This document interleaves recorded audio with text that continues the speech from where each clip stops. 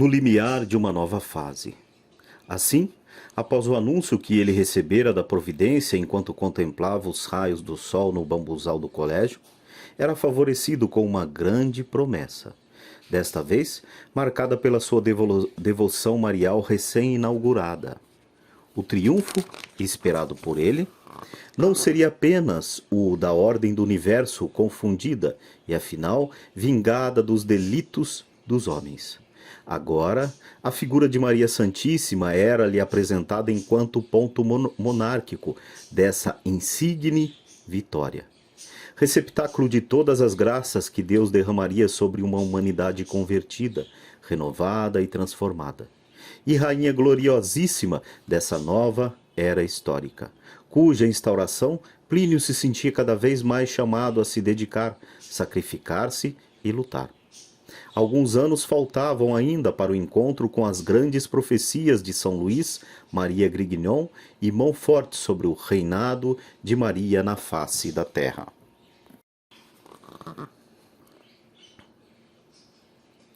Mas ele já se adiantava e, com o auxílio da graça, vislumbrava de modo esplendoroso aquilo que o ilustre Santo Mariano prenunciara em suas obras. Para o jovem Plínio se abria uma nova etapa.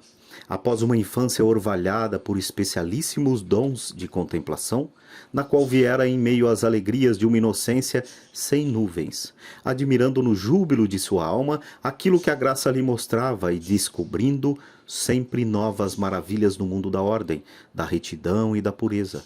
Ele havia sido surpreendido pela mais terrível das novidades.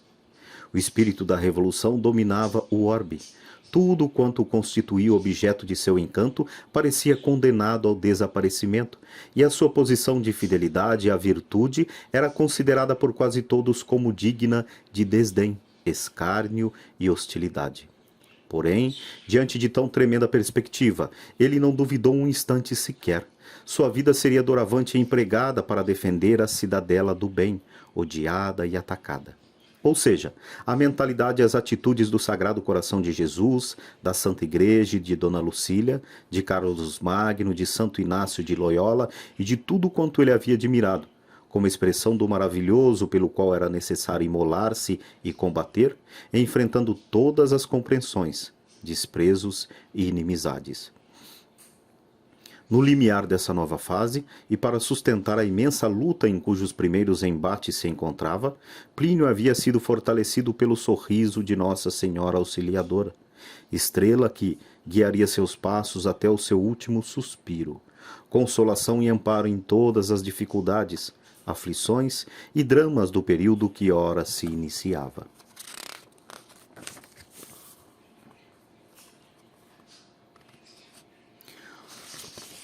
Cronologia dos fatos da vida de Plínio Correia de Oliveira contidos neste volume que acabamos de ler. 1876, 22 de abril, nascimento de Lucília Ribeiro dos Santos, mãe de Plínio, na cidade de Pirassununga, São Paulo. 29 de junho, batismo de Dona Lucília na Igreja Matriz de Pirassununga. 1905, 20 de dezembro, o Papa São Pio X promulga o decreto Sacra Tritendina Synodus, estimulando os fiéis à comunhão frequente ou diária. Em 1906, dia 14 de julho, primeira comunhão de Dona Lucília na Capela do Convento da Luz, em São Paulo. Dia 15 de julho, matrimônio de Dona Lucília Ribeiro dos Santos com o Dr. João Paulo Correia de Oliveira, na Capela do Seminário Episcopal, em São Paulo. Em 1908, dia 13 de dezembro, nascimento de Plínio Correia de Oliveira, na cidade de São Paulo. Em 1909, dia 7 de junho, batismo de Plínio na Igreja de Santa Cecília, em São Paulo. Dia 12 de novembro, falecimento de Dr. Antônio Ribeiro dos Santos, avô materno de Plínio. Pouco tempo depois, Dona Lucília com seu esposo e filhos mudam-se para o Palacete Ribeiro dos Santos.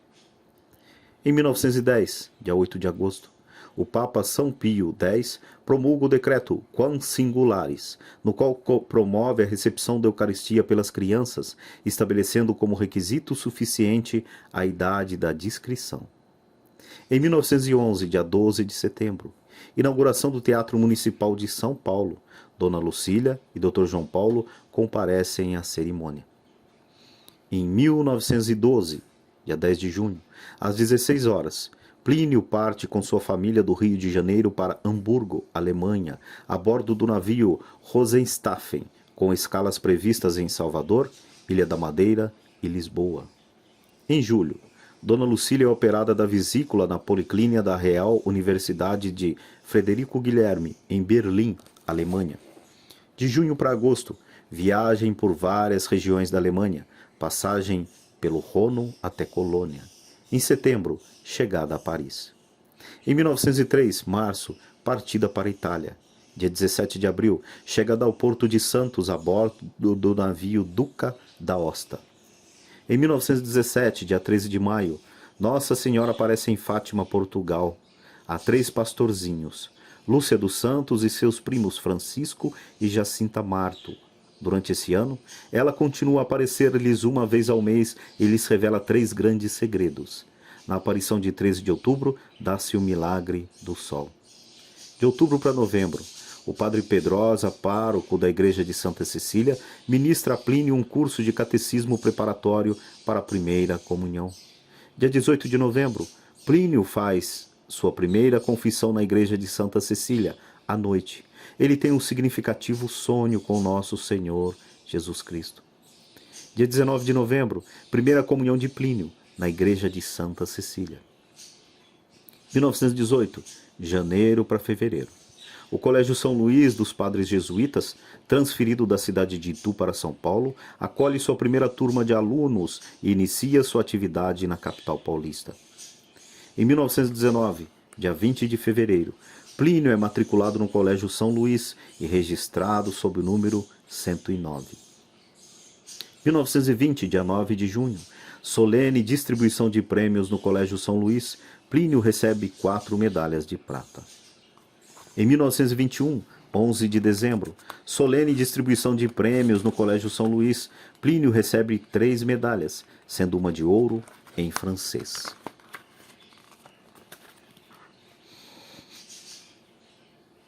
Este primeiro volume, Inocência, o início da sabedoria da obra, o dom de sabedoria na mente, vida e obra de Plínio Correia de Oliveira.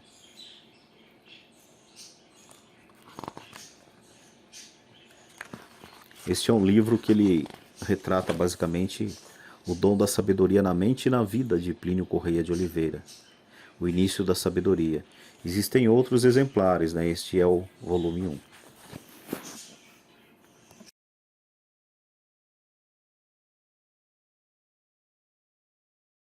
É com grande alegria e prazer no coração que eu termino mais esta leitura.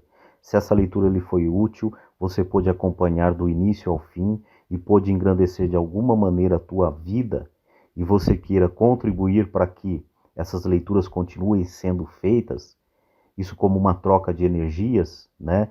Você usufruiu de um trabalho e, se achar viável, pode estar contribuindo com esse trabalho também.